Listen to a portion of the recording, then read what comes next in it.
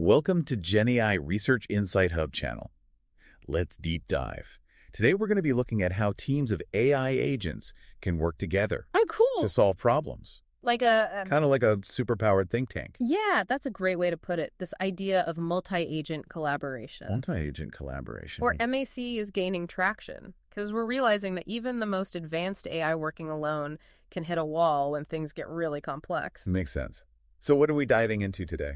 Well, we're dissecting a report Okay. from the folks over at AWS Bedrock Right. called Towards Effective GenAI Multi-Agent Collaboration. Okay. They've been exploring how to structure these AI teams and make them really efficient. Okay, so if I'm picturing this right, we're not talking about one single AI trying to do it all. Sure. It's more like a team of specialists, right? Exactly. Think of it like a hospital. Okay. You wouldn't expect one doctor to handle every single medical issue. Right. You've got cardiologists, neurologists, surgeons, each with their own expertise. This MSE framework is similar. Okay, so walk me through how they set up these AI teams. So they use a hierarchical structure, Hierarchical structure. which sounds fancy, but it's actually pretty intuitive. At the top, you have a supervisor agent. Supervisor. This agent is like the project manager, Okay.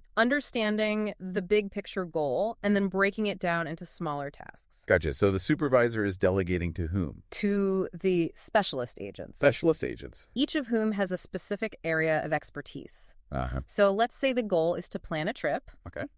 You might have a specialist agent for flights, another for hotels, maybe even one that finds cool local events. I'm starting to see how this could be more efficient. Yeah. Each agent can really zero in on what it does best. Yeah. Right? But how do they all communicate? Right.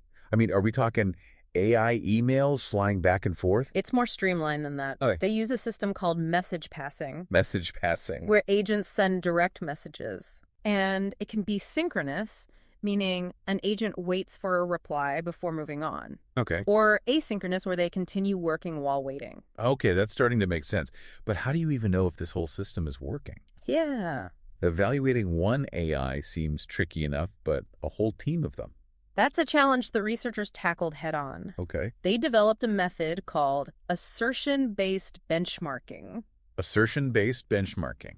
Essentially, they define a set of statements that should be true if the conversation is successful. So it's like a checklist for the AI team. Precisely. Okay. For example, if the goal is booking a trip, one assertion might be, the flight booking agent successfully reserved a round-trip ticket. Uh-huh. They use these assertions to evaluate how well the team is performing against the defined goals. I like that. So they're not just looking at whether the AI is spitting out coherent sentences, Right. but whether it's actually getting stuff done. Exactly. Did they find that this multi-agent approach actually worked? The results are pretty compelling. Oh. They achieved up to a 90% success rate Wow. across different domains like travel planning, mortgage financing, and even software development. That's impressive. Yeah. And I'm guessing the teams outperformed single agents, right? Yes, especially when the tasks got more complex. Uh-huh. In software development, for example, the multi-agent teams blew the single agents out of the water. It sounds like that specialization really pays off. Yeah. But wait, I have more questions about how they share information, especially large chunks of data like code. Yeah. Wouldn't that create a communication bottleneck? That's where another clever trick comes in. Okay. Payload referencing. Payload reference. Think of it like attaching a file Okay. instead of writing out the entire contents in an email. If agents need to share something big like a chunk of code, Yeah. they just reference it instead of sending the whole thing repeatedly. Oh, so they're cutting down on the chatter. Did that actually make a difference? A big one, they saw a 23% improvement in getting things done. Wow. And communication overhead dropped by 27%. Dropped by 27%. That's huge. That means faster, more efficient teamwork. Okay, so we've got specialized agents. They're organized. They're communicating smartly. Anything else these researchers came up with? They also tackled the issue of unnecessary back and forth. Okay. They created a dynamic routing system. Dynamic routing. Imagine you have a simple request like, what's the weather like? Yeah. Instead of that going all the way up to the supervisor agent, Right. the system routes it directly to the weather specialist. That's smart. Cuts through the red tape.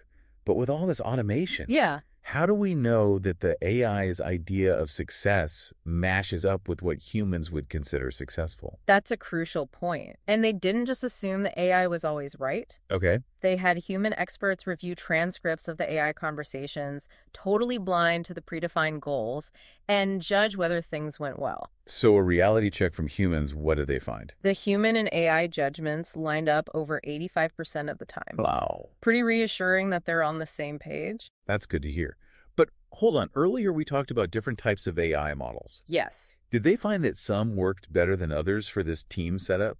they did. And this part gets really interesting. It turns out the choice of model depends on the role.